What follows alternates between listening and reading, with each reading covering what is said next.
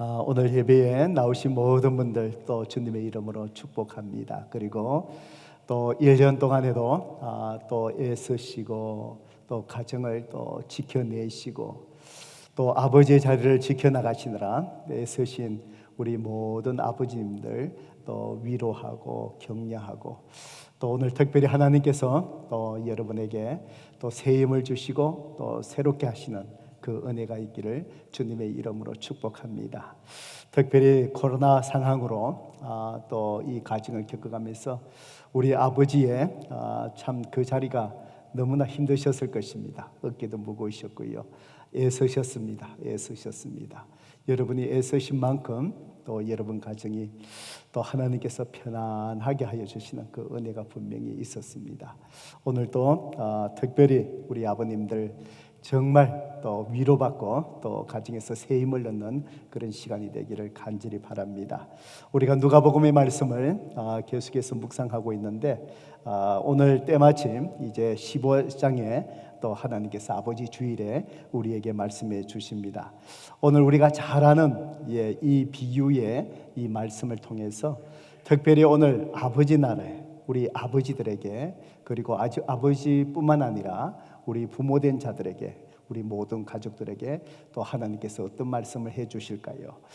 설교 제목을 저를 따라서 같이 한번 해보십시다. 아버지가 지켜야 할 자리. 한번 더 해보실까요? 아버지가 지켜야 할 자리. 여러분 아버지의 자리가 분명히 있습니다. 어떤 일이 있어도 그 자리만큼은 빼앗기지 않아야 되고 포기하지 않아야 되고 지켜야 할 자리가 있다라고 오늘 주님이 말씀하십니다. 오늘 이 말씀을 들으면서 저를 포함해서 우리 모든 아버지들 또 부모된 여러분들 정말 우리가 있어야 될 그 자리에 우리가 바르게 그 자리를 지키고 있는지 우리가 돌아보면서 정말 하나님께서 우리에게 세밀하게 또 오늘 또 말씀하시는 주님의 음성을 같이 들을 수 있기를 바랍니다. 오래전에 신문에 기사가 되어서 났던 이야기입니다. 거리에서 청소를 하는 아버지가 계셨습니다. 어느 날 그 가정을 위해서 힘들게 거리에서 청소하시면서 자녀를 이렇게 잘 양육하며 애써 오셨던 정말 성실한 분이셨던 것 같습니다. 어느 날 자기 아들을 보니까 가정의 살림에 비하지 못할 정도로 값비싼 고급 브랜드의 청바지를 아들이 입고 있는 것을 보았습니다. 아버지가 깜짝 놀랐습니다. 내가 이 아이에게 저 정도의 옷을 줄 수 있는 형편도 못 되고 또 그런 돈을 이 아이에게 내가 준 적이 없는데 어떻게 이 아이가 저렇게 고급스러운 옷을 입고 있을까? 그래서 아들을 불러놓고 아버지가 이 아들을 다그쳤답니다. 너가 어디서 돈이 나서 네가 이런 비싼 옷을 사 입었느냐? 다그치자 이 아들이 아버지에게 고백하기를 전철역에서 남의 돈을 훔쳤다라고 이렇게 고백을 했습니다. 아버지가 참 눈이 캄캄했습니다. 참 비록 경제적으로 어렵지만 자녀만큼은 정직하게 바르게 키우려고 참 추운 날 더운 날 거리에 나가서 마다하지 않고 자녀들 복역 위해서 애쓰셨던 아버지이기 때문에 너무나 충격이 컸습니다. 아무리 없어도 아무리 가난해도 어떻게 남의 돈을 훔치면 되겠느냐. 그러면서 아들을 붙들고 울며 불며 아들을 혼을 내고 경찰서에 데리고 갔습니다. 이 아들을 자수시켜서 내가 이런 일을 했습니다 라고 아이들을 경찰서에 데리고 갔습니다. 그래서 경찰관이 그동안의 모든 가정에 또 자술서를 쓰게 했답니다. 자술서를 쓰게 되는데 보니까 이 아들이 한 번 그렇게 돈을 훔친 것이 아니라 여러 번에 거쳐서 이런 나쁜 짓을 해온 것을 알게 되었습니다. 이 아버지 억장이 막혔습니다. 내가 아무리 어려워도 옷을 못 사준 죄다. 아무리 내가 어려워서 이 아이에게 옷을 못 사줘서 이랬구나. 오직 이렇게 옷을 입고 싶었으면 이런 짓을 했겠느냐. 그렇게 이해가 되면서도 아무리 그래도 내 아들이 이런 일을 할 수 있단 말인가, 내가 자식을 잘못 키웠다면서 가슴을 치고, 그러면서 맨날 며칠 이것 때문에 충격받고 가슴 치며 울고 불며 그 낙심된 그 마음이 얼마나 컸겠습니까? 지금까지 밖에 나가서 자식을 위해서 애쓰고 일했던 그 일들이 한순간에 모든 것이 다 무너지지요. 그래서 그 슬픔 속에서 한탄하고 있다가 이 아버님이 그만 세상을 떠나버리고 말았답니다. 그래서 이제 이 아들이 법정에서 이제 선고가 내려지는 법정에 섰는데, 그때 어머니가 재판장에게 하소연을 합니다. 재판장님, 내 아들 이놈에게 중죄를 내려주십시오. 이놈은 아주 나쁜 놈입니다. 이 아버지의 뜻에 따라 살지 못하고 이 아버지의 뜻에 따라서 이 아이를 중죄를 내려주십시오 라고 이 재판장에게 어머니가 울면서 하소연을 했습니다. 그런데 판사는 이 아이에게 무죄를 선고했습니다. 모든 사람이 깜짝 놀랐습니다. 판사가 무죄를 이 아이에게 주는 이유를 짤막하게 이렇게 이야기를 했답니다. 훌륭한 아버지가 있으면 자녀는 절대로 잘못될 수가 없다는 것이 우리나라 법관의 판단입니다. 그러면서 이 아들에게 무죄를 선고했습니다. 성도 여러분, 그런 것 같습니다. 아버지의 자리는 그래서 쉽고도 아버지의 자리는 어렵습니다. 우리가 자식을 놓고 나면은 그냥 자연스럽게 자동으로 아버지가 되는 것이 아니고 정말 아버지다움이 우리 가운데 갖춰져야 합니다. 유대인의 탈무드에 보면은 이런 유명한 글귀가 있습니다. 하나님은 자신이 만든 세상을 다 돌볼 수 없어서 이 땅에 아버지를 두기로 작정하셨다라는 그런 탈무드에 나오는 말씀이 있습니다. 이 말씀은 매우 성경적인 말씀입니다.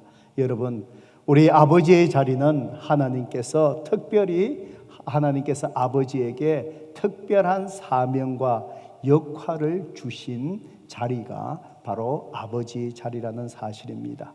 그렇기 때문에 오늘 저와 여러분이 정말 아버지 된 자로서 또 부모 된 자로서 하나님이 우리에게 주신 역할과 그 책임이 무엇인지를 잘 알고 우리가 어떤 일이 있어도 저와 여러분이 이 자리를 잘 지켜내어야 될 줄로 압니다.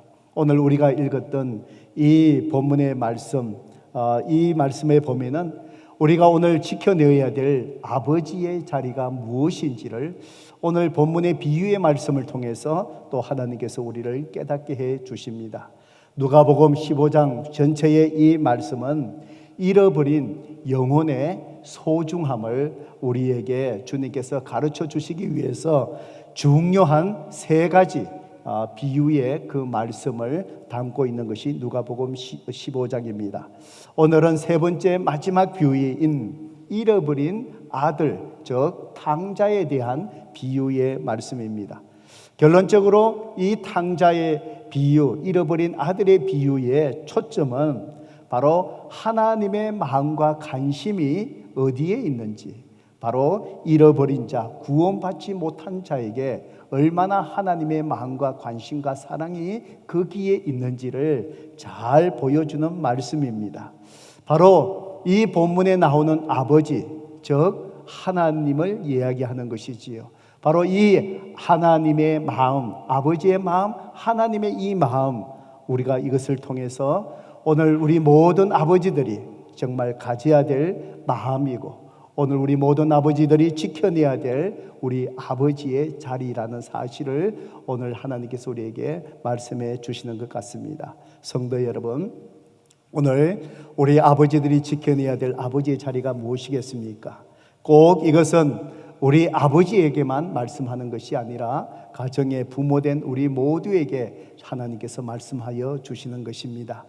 먼저 11절에서 19절에 보면은 주님이 말씀하십니다. 우리가 지켜내야 될 그 아버지의 자리는 바로 자녀의 출발점이 되는 자리이다. 성도 여러분, 아버지의 자리가 자녀들의 출발점이 되는 자리다. 성도 여러분, 11절에서 16절의 이 말씀을 쭉 보면은 아버지에게 두 아들이 있었습니다. 어느 날 둘째 아들이 아주 재산을 챙겨서 아버지에게 얘기합니다. 자기 몫을 달라고 요구를 합니다. 아버지가 이 아들에게 자기 몫을 떼어줍니다. 참 이 떼어주는 아버지도 대단하신 분이겠지요. 이 아들에게 떼어줍니다. 이 아들이 재산을 가지고 나가면은 자식을 키우면서 그 아들의 됨됨이를 왜 모르겠습니까?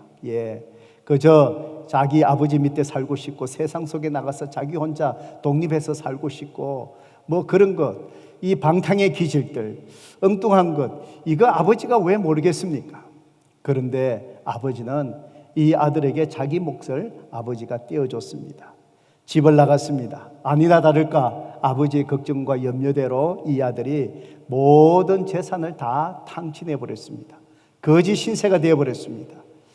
이제는 먹고 살아야 되는데 그래서 남의 집에 들어가서 종이 되어서 이제 종살이를 합니다. 그런데 그 주인이 덜에 보내서 이 사람에게, 이 탕자에게 맡긴 일이 바로 무엇입니까? 돼지를 치게 합니다. 얼마나 이 유대인들에게 수치스러운 일입니까? 이 돼지가 부정한 짐승이잖아요. 이 부정한 짐승을 이제는 인생의 바닥에서 돼지를 치게 하는 거예요. 얼마나 수치스러운 인생의 바닥에 나날게 떨어졌습니까? 그뿐만 아니고 더 어렵고 힘든 것이 바로 뭘까요? 굶주린 배를 채우려고 하는데 돼지에게 주는 지음 열매, 그것조차도 내 배를 채우기에 부족할 정도로 지음 열매조차도, 돼지가 먹는 지음 열매조차도 배부르게 먹지 못하는 그런 인생의 바닥에 완전히 떨어져 있는 것이지요. 자, 17절, 18절, 19절 이 말씀 우리 같이 한번 읽어볼까요? 읽어봅니다. 시작. 이에 스스로 돌이켜 이르되 내 아버지에게는 양식이 부족한 풍족한 품꾼이 얼마나 많은가. 나는 여기서 주려 죽는구나. 내가 일어나 아버지께 가서 이르기를 아버지, 내가 하늘과 아버지께 죄를 지어 사오니 지금부터는 아버지의 아들이라 일컬음을 감당하지 못하겠나이다. 나를 품꾼의 하나로 보소서 하리라 하고. 성도 여러분, 17절의 말씀을 보셔요.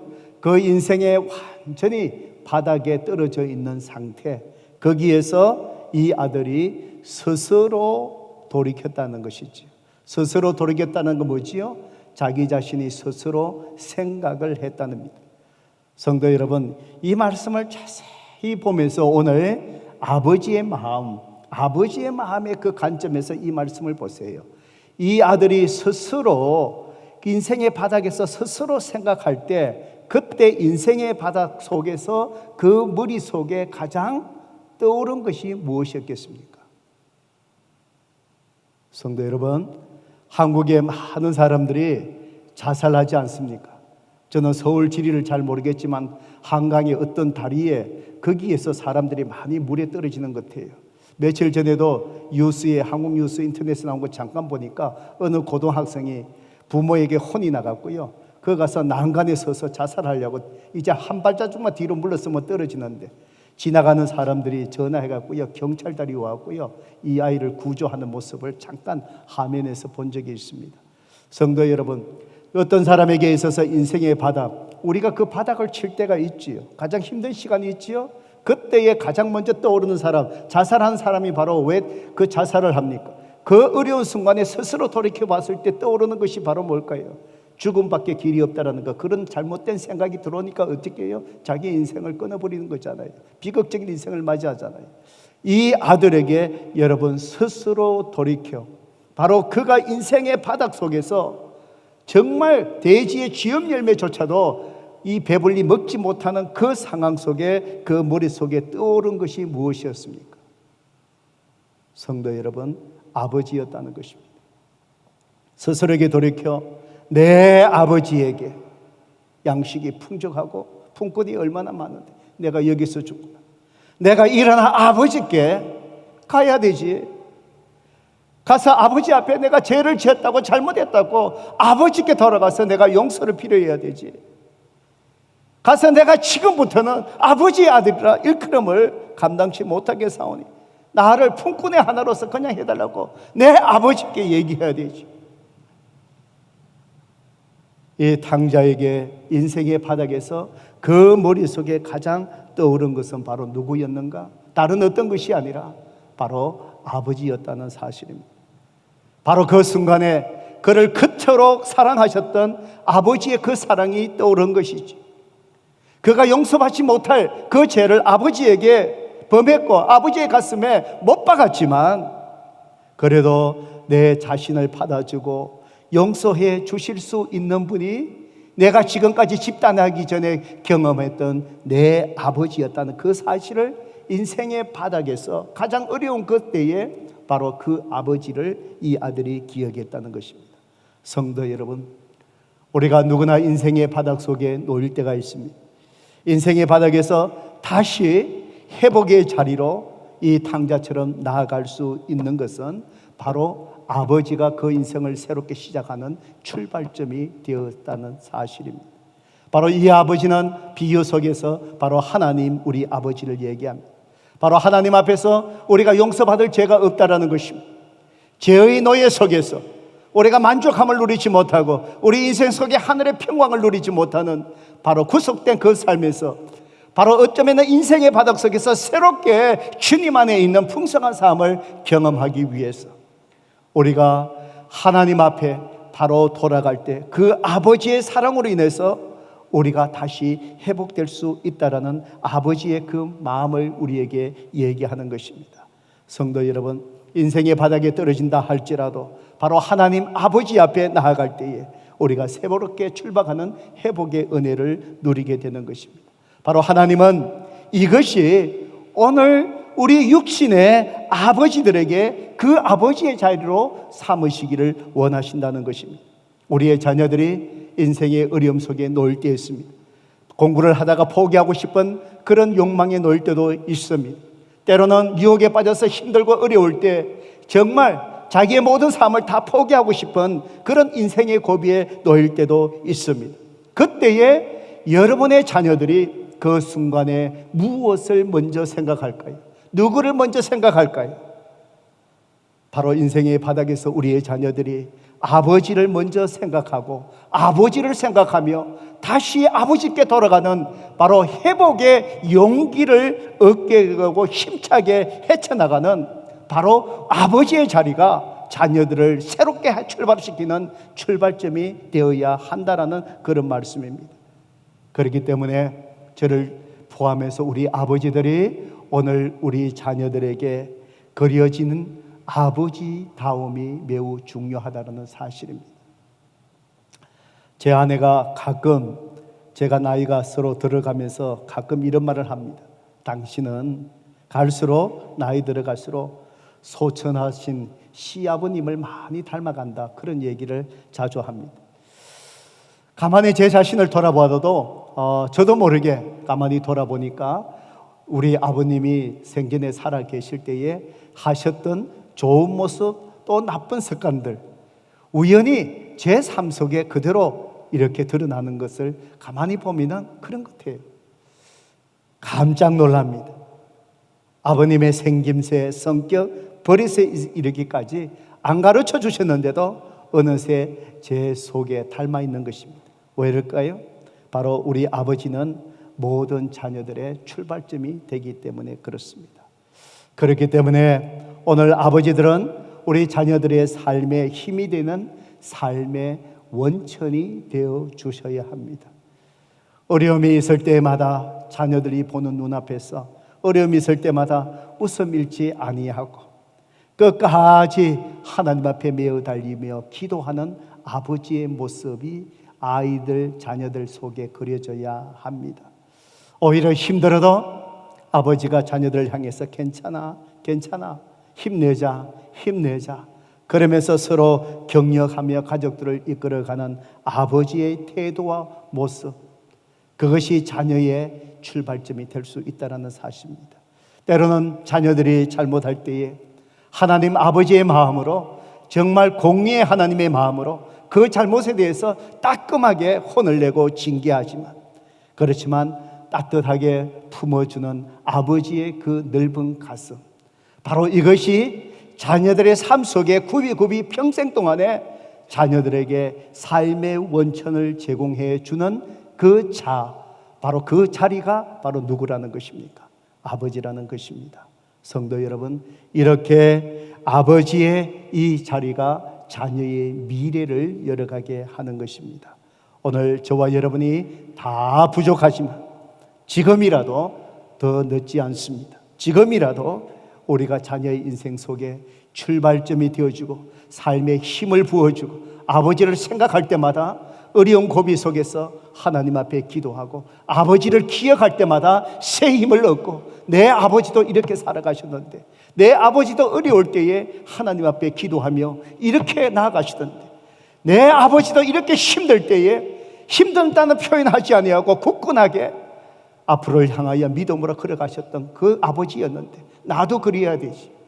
바로 자녀들에게 삶의 원천이 되고 정말 자녀들의 바로 회복의 출발점이 되는 아버지의 자리를 저와 여러분이 잘 지켜나가고 회복되기를 주님의 이름으로 축복합니다. 두 번째로 우리가 지켜내야 될 그 아버지의 자리는 무엇이겠습니까? 20절에서 마지막 24절까지 말씀을 통해서 주님이 말씀하십니다. 아버지의 자리는 하나님의 성품을 느끼게 해주는 자리라는 것입니다.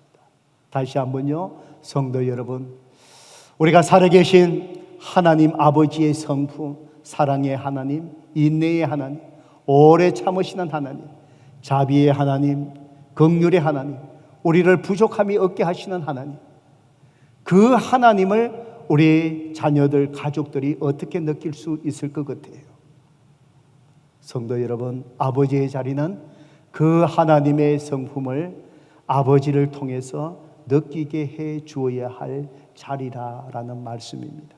누가복음 15장 20절 21절의 말씀을 같이 한번 읽어볼까요? 읽어봅니다. 시작. 이에 일어나서 아버지께로 돌아가니라. 아직도 거리가 먼데 아버지가 그를 보고 측은히 여겨 달려가 목을 안고 입을 맞추니 아들이 이르되 아버지, 내가 하늘과 아버지께 죄를 지어 사오니 지금부터는 아버지 아들이라 일컬음을 감당하지 못하겠나이다 하나. 성도 여러분, 이 당자가 인생의 바닥에서 아버지를 기억합니다. 아버지를 기억합니다. 그 아버지를 기억하고 이제는 모든 일에서 곁길로 가지 않고 아버지를 기억하고 새로운 회복의 출발점 아버지 집으로 돌아갑니다. 이 아들이 아버지 집을 걸어가면서 한번 상상을 해보셔요. 아버지의 집이 점점 가까워질 때에 이 아들의 발걸음이 어떨까요? 아마 굉장히 무거웠을 것입니다. 아마 저 같으면은 지연 죄가 있으니까 정말 아버지 집에 갈 때에 정말 가까워질수록 금방 빨리 걸어가지 못하고 일로 갔다가 절로 갔다가 나무 뒤에 숨었다가 아버지 집을 멀리서 바라봤다가 아마 한 걸음 한 걸음 뛰는 것이 정말 아마 힘들었을 거예요. 그 발걸음이 참 무거웠을 거예요. 그런데 오늘 이 비유의 말씀을 보니까 어떻습니까? 이에 일어나 아버지께로 돌아가니 아직도 거리가 먼데 아버지가 그를 보고 이 무겁게 아버지 집을 향하여 천천히 가까울수록 뒤뚱뒤뚱 앉았다가 주저앉았다가 걸어가고 하는 이 아들을 누가 먼저 이 아들을 본 것이지요? 아들이 아버지를 먼저 본 것이 아니라 어떻다고요? 아버지가 아직도 거리가 먼데 저기에 사람이 오기는 오는데 그 사람의 얼굴을 형체도 알지 못하는 그런 거리가 아니겠습니까? 그런데 아버지는 그렇게 뒤충하면서 이렇게 머뭇거리면서 오는 그 아들의 모습을 보고 저게 내 아들이구나, 집 나간 아들이구나, 아버지가 그를 먼저 봤다는 것이지. 어떻게 아버지가 그렇게 오는 그 아들을 아버지가 먼저 볼 수 있었을까요? 저는 이 아들이 집을 나간 이후로 아버지가 계속해서 대문 속에서 오는 길을 바라보며 아버지가 아들을 기다렸다는 것입니다. 여러분 그렇지 않겠습니까? 전에도 제가 말씀드렸지만 저희 어머니 고향 갈 때마다 포항에 한 구비를 틀어서 벗어날 때 되면은 꼭 눈가에 산을 바라보면서 수십 년이 흘렀는데도 눈물 짓습니다. 왜냐하면은 정말 오래된 세월에 첫 아이 둘을 갖다가 그만 그 포항에서 아이가 둘이 죽었다는 거예요. 옛날에는 놓고 나면 많이 죽지 않았습니까? 그래서 그 두 아이를 그 산에 묻으셨다 그래요. 그러니까 수십 년이 지나갔는데도 그 지역을 갈 때마다 우리 어머니 버스 타고 가면 차창가에서 꼭 버스가 그 산 밑을 돌아서 나갑니다. 그러면 그 어머니 꼭 그 산을 봅니다. 왜요? 그 두 아들 거기에 묻었으니까 세월이 아무리 지나도 어머니의 눈길은 거기에 갈 수밖에 없어요. 오늘 이 비유 속에 나오는 아버지의 마음이 그렇지 않겠습니까? 집 나간 아들 언제 돌아올까? 매일같이 눈 뜨고 문을 열고 나서면 눈길이 어디에 갈까요? 혹시나 내 아들이 오늘 돌아올까? 그래서 저 먼 길 돌아오는 그 길이 누님길이 먼저 가지 않겠습니까? 그러니까 아버지가 먼저 볼 수밖에 없지요. 멈칫멈칫 오는 그 아들이 자기 아들, 아버지가 그를 보고 척은히 여겨서 어떻게 해요? 달려가서 목을 쥐고 입 맞추는 거예요. 그리고 여러분 성경의 22절 보셔요. 아버지는 종들에게 이르되 제일 좋은 옷을 가다 내어다 입히라. 손에 가락지를 끼우고 그 발에 신기라. 얼마나 좋았으면 그랬을까요? 23절에 그리고는요 살찐 송아지를 끌어다가 잡아라. 우리가 먹고 살기자. 이 돌아온 아들을 보고 너무 좋아서 잔치를 벌이죠. 24절에 이 내 아들은 죽었다가 다시 살아났으며 내가 잃었다가 다시 얻었노라 하니 그들이 즐거워하니라. 성도 여러분, 저는 이 말씀을 쭉 우리가 잘 아는 말씀에 묵상하면서 이 아버지의 마음을 생각해 봤습니다. 아버지가 이렇게 먼저 이 아들을 바라보고 너무 좋아서 뛰어갔어. 이 아들이 재산 날리고 다 써버린 거 이게 뭐가 문제가 되겠습니까? 소중한 내 아들이 돌아왔으니까 목을 부여안고 달려가서 뛰어안고 이놈아 고맙다. 네가 살아서 돌아와서 건강하게 돌아오니 고맙습니다. 이 아들이 아버지 품에 안에가 흐느끼면서 아버지 제가 잘못했습니다. 아버지 제가 잘못했습니다. 괜찮다. 이 아들아 네가 건강하게 돌아온 것만 해도 괜찮다. 뭐 요즘 말로 얘기하면 한마디 더 붙인다 뭐지. 야 돈이라는 것은 또 벌면 안 되느냐. 네가 돌아온 게 중요하지 않냐. 안 할까. 그리고 잔치를 벌려요. 좋은 옷을 입어요. 금가락지를 끼워요. 성도 여러분, 이 아들이 아버지가 해주시는 이걸 통해서 이 아들이 무엇을 느꼈을까요? 무엇을 느꼈을까요? 이 아들의 마음을 제가 생각해 봤어요. 이 아버지를 통해서 무엇을 느꼈을까요? 아버지의 용서의 은혜와 끝없는 아버지의 사랑을 느꼈을 거예요. 거기서 아마 흐느꼈을 거예요. 어떻게 내 아버지가 내가 지은 죄를 아는데 어떻게 내 아버지가 이렇게 용서할 수 있을까? 어떻게 내 아버지가 내가 지은 죄가 있는데 어떻게 새 옷을 입고 잔치를 벌리고 이렇게 기뻐할 수 있단 말인가? 끝없는 아버지의 사랑, 끝없는 용서의 은혜. 이것이 오늘 구원받지 못한 죄인을 기다리시는 우리 하나님 아버지의 마음입니다. 하나님 아버지, 그가 어떤 죄를 범한다 할지라도, 그가 어떤 죄를 지었다 할지라도 회개하며 바로 하나님 아버지의 품에 돌아올 때에 하나님의 그 끝없는 용서의 은혜, 그 사랑이 듬뿍듬뿍 부어주는 그 은혜, 우리가 그 은혜와 용서의 은혜와 그 사랑으로 저와 여러분이 구원의 자리에 서 있지 않은 것입니다. 성도 여러분, 그러므로 오늘 우리 육신의 이 아버지의 자리에, 그것은 바로 우리의 자녀들에게, 가족들에게 하나님 아버지의 마음, 그 하나님의 은혜와 하나님의 사랑이 우리 가족들에게 바로 주고 느껴지게 하는 자리가 우리 아버지의 자리라는 사실입니다. 그렇기 때문에 오늘 육신의 우리 아버지들, 우리가 주님의 성품을 다 닮아가는데 우리가 게을리하지 않아야 된다는 것입니다.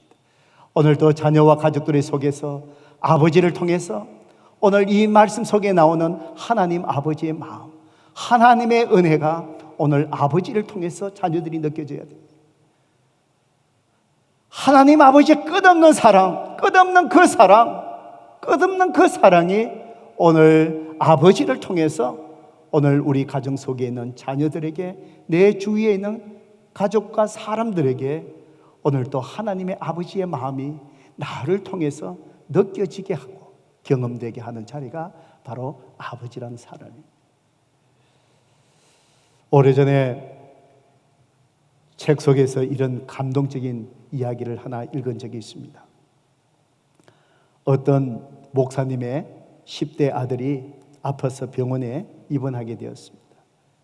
여러 가지 힘든 검사를 다 거친 후에 의사가 최종적으로 진단하기를 바로 이 아이가 말기 암에 걸려서 이제 얼마 살지 못할 것이다, 이런 참 청천벽력 같은 진단을 받았습니다. 큰 슬픔에 쌓였습니다. 이 아이가 예수 그리스도를 구세주로 영접했고 그 영혼을 주님께서 이제 예수님 품에 안아주실 것이라는 것을 알고 있었지만 한창 10대 나이에 이 아이가 죽어야 한다는 그 사실이 너무나도 슬펐습니다. 그보다도 더 힘든 일은 의사 선생님이 말씀하신 이 이야기를 어떻게 10대인 내 아들에게 죽음에 대한 얘기를 알려야 할지 아버지가 참 고민이 되었습니다. 그래서 한동안 또 하나님 앞에 기도하며 성령님의 인도하심을 구한 후에, 그리고 이 목사님이 누워있는 아들의 병실로 무거운 발걸음으로 걸어갔습니다.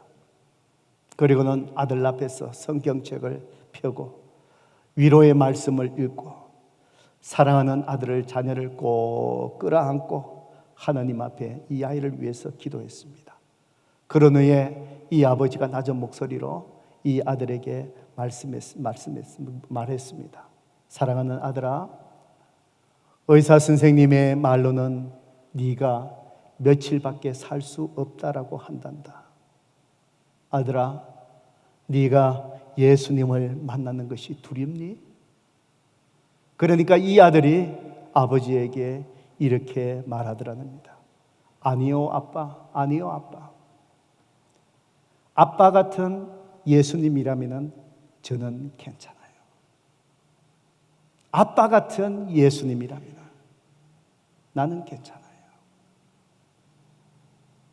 성도 여러분, 저는 이 이야기를 오래전에 읽고 메모해 놓으면서 참 제 마음속에 이 글을 읽을 때마다 제 마음에 감동이 옵니다. 이것이로 이 세상에서 우리 아버지들이 정말 갈망하며 구해야 될 성공의 요소가 이것이로 아니겠습니까? 세상의 어떤 다른 일에 뭔가 성취함을 이룬 것보다 내가 아버지로서 성공할 수 있는 것이 더 귀하고 소중하지 않겠습니까? 오늘도 아이들이 얘기하는 그 아버지에 대한 얘기를 하면서 저는 몇몇 아이들이 얘기하는 게 제 마음속에 꽉 오면서 얼마나 감사한 일들이 모르겠습니다. 정말 내 자녀들이, 내 자녀로부터 저도 듣고 싶은 말씀이 바로 뭔지 아십니까? 아빠 같은 예수님이라면 괜찮아요. 아빠 같은 예수님. 아빠를 볼 때마다 하나님을 보는 것 같아요. 아빠를 대할 때마다 하나님의 사랑을 느껴요. 아빠를 대할 때마다 하나님의 은혜가 무엇인지를 제가 짐작할 수 있어요. 느낄 수 있어요. 성도 여러분, 우리가 지켜내야 될 아버지의 자리가 이런 것이 아니겠습니까? 우리가 경제적으로 가족들이 부족하면 부양하는 건 중요하지요. 그것보다도 바로 이런 아버지께서 주신 열과할 책임, 이 아버지의 자리, 부모의 자리를 지켜내지 못한다면 그것이 무슨 소용이 있겠습니까? 아버지의 자리, 바로 부모의 자리는 자녀가 힘들고 어렵고 때로는 인생의 바닥에 놓일지라도 아버지를 기억하며 자녀의 출발점이 되어주고 힘을 얻는 삶의 원천이 되어주는 자리.